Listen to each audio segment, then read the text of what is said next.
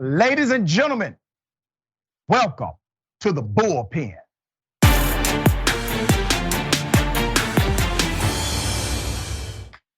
He says, how do you afford this car? And I was gonna tell him it's an Uber program. You know, that's what they do to give you Teslas to drive for people to have comfort. He says, because I know you can't afford this from anything else. You got drugs? Do you have drugs on you? I said, drugs? Why would I have drugs on me and I'm driving? He says, cause, if you were black, you'll have drugs on you, and that's the only way you can afford this car. They pull over right now before I kill you. So I said, okay, I got you, brother. I'm gonna pull over right here, but I kept going. If I get on top of that ramp, I know everybody gonna see me. And I know somebody's gonna call 911 for me. So I went up there and I stopped up there, sir, on I-94 East.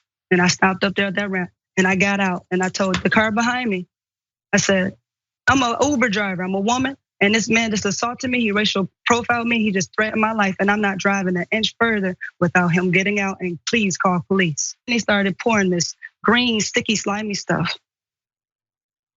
all in the backseat. He walked up to me and he kept saying, come here. He kept doing like that and I was walking back. I looked back and said, y'all not gonna help me? Like that's what I was screaming. I was saying that and he stepped on my foot and reached for my face and I just started wailing. No more being nice. I already begged for my life. And the other man out of his Ram truck came and strangled me. He choked me and I put my hands up just like this. And he kept strangling. He said, shut up. But he said, shut the F up. When I got to MSP and gave them my report, I showed them a picture of this man, the man that strangled me when I was begging for help. And they started to freak out. They told me to never come back to the police station or else. We have an update.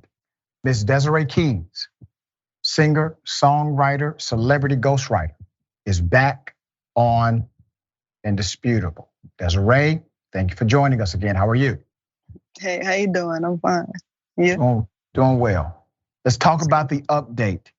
Has there been an exhaustive investigation? Has an arrest been made? What is the prosecutor saying about what happened that night and you being a victim of two individuals? So since the incident, since the show, I have been in therapy for 2.5 months, mental and physical therapy. I talked to Civil Rights, EEOC, and now I do have them fighting for my case for two separate, situations. For Uber and Hertz for renting out the car to me for not having the cameras, I guess, working that day. But I have a prosecutor finally call me after 6 months. She asked me why wasn't my evidence in. Now, all my evidence should have been in with police officer Carpenter Chadwick, but she said nothing was shown but the guy's face.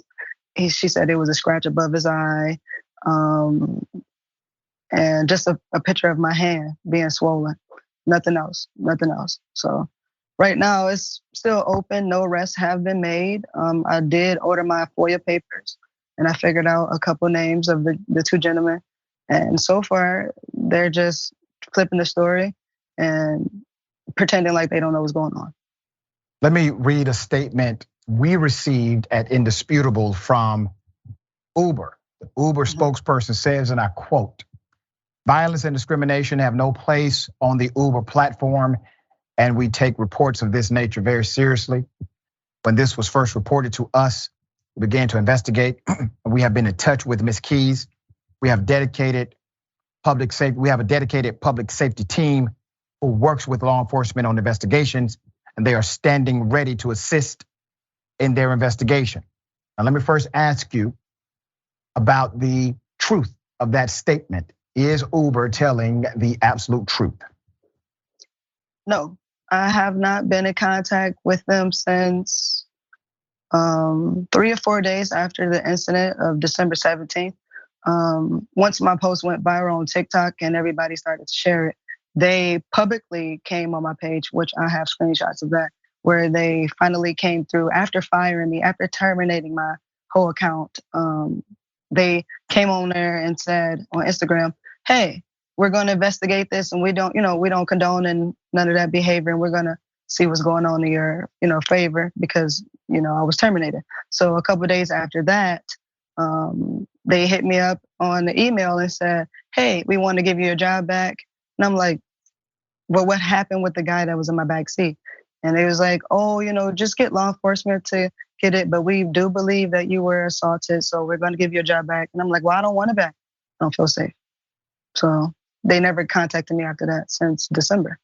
I'm going to ask my producer to put that statement back up again from Uber, because there's something in this statement that I think was intentionally placed. That last sentence that says, and they are on standby to assist in their investigation. So they're talking about Uber's team. They have a team that works with law enforcement, and they're saying that their team is on standby, ready to assist in their investigation. That tells me that no officer has engaged that team. If they're saying they're on standby, willing to be ready to help, that says it has not happened. When did this incident occur, Ms. Keys?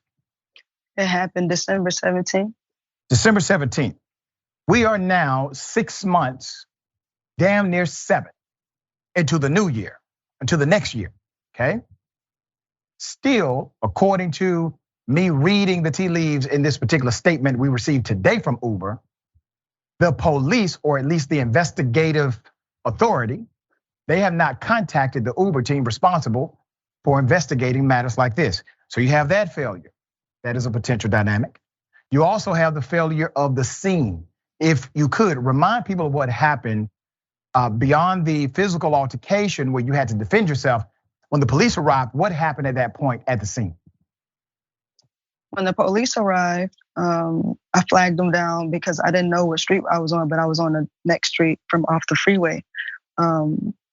DPD had got flagged down for me, and I told them exactly where I was on the bridge. And when they went up there, they said no one was up there. They haven't heard anybody call or put in the incident report of any Uber driver getting attacked or any Uber passenger being assaulted anywhere. So basically, Carpenter Chadwick, after the investigation was starting to grow, a month later, he told me that the actual man in my back seat put in the same police report at MSP post where they told me to get out, and they wasn't even open at that time. Like, I didn't even know they were open at that time. I just called 911. Wow. There are witnesses who corroborate your version of events.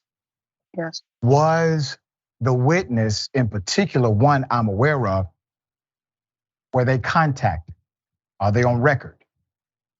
Yes, they are on record. After your show, after the first time you put me on the bulletin, they actually reached out to Amir and they got her statement, but they didn't take her footage. The prosecutor said none of that footage is actually inside of the evidence.com or whatever.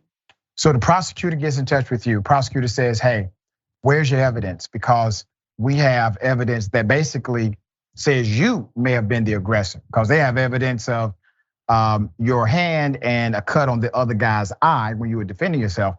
But they don't have the evidence that was presented to the police. They don't have the video evidence that basically everybody has, right? Including me. They don't have that evidence. So that means that in the chain of custody, the investigator did not relay that evidence to the DA's office. Is that what likely happened here? Is that what the DA is saying? That's definitely what she's saying. She says she doesn't even realize how that even didn't get inside of the evidence if I was the first person who reported this incident in the first place. What is the DA going to do? Because a prosecutor is not powerless in this moment. They have the right of remedy to mandate evidence be handled properly through the chain of custody. So what is the DA saying she's going to do now that the evidence has not shown up? She told me that the prosecutor told me that she will call me back the very next day, which was supposed to be June 13th, to let me know they were supposed to have a meeting about this.